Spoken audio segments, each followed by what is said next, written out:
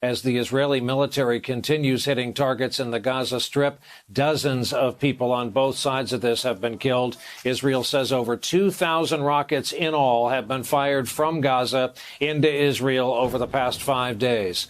The Israeli military is now said to be targeting a network of tunnels built underneath Gaza that Hamas is suspected of using to move fighters and rockets. Today, Israeli Prime Minister Benjamin Netanyahu said the conflict is not over, saying Israel will do everything possible to restore security to its cities.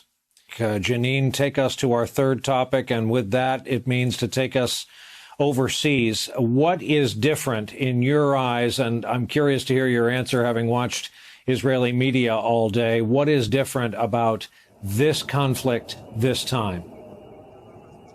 Well, I've been thinking a lot about the previous conflicts, which all the conflicts since Israel withdrew from the Gaza Strip in 2005, when you had a 2008 war with Hamas, a 2012 war with Hamas, and especially the 2014 war, where they all looked very similar.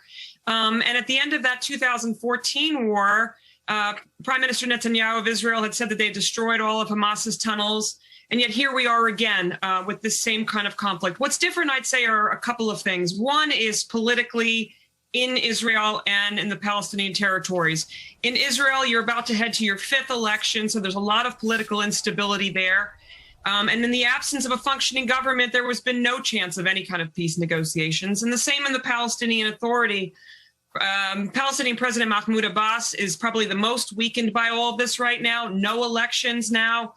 They were postponed before this, and now you're just going to see Hamas win more kudos from the Palestinian population, potentially from this. And then politically in the U.S., you have a difference. It was on this very day, Brian, 3 years ago, that the U.S. under President Trump moved the U.S. embassy from Tel Aviv to Jerusalem. President Trump said he took Jerusalem off the table. He might have taken it off his table, but it's still very much on the tables over there. The most incendiary issue of the final status issues to be resolved.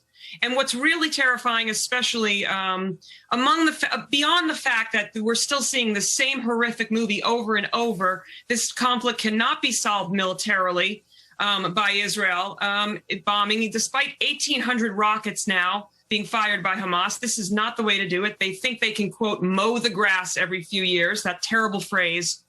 What's really terrifying right now is they have no other policy, and also what's happening among Israeli citizens, Arab Israelis against Jewish Israelis. This is what is shocking people in Israel, that it's mob violence. You have synagogues being burned. You have Arab Israelis being lynched. 20% of the Israeli population is Arab, and they have lived pretty much peacefully since 1948 together. It hasn't been perfect, but this is what people are really, really scared about this time. That's what's different.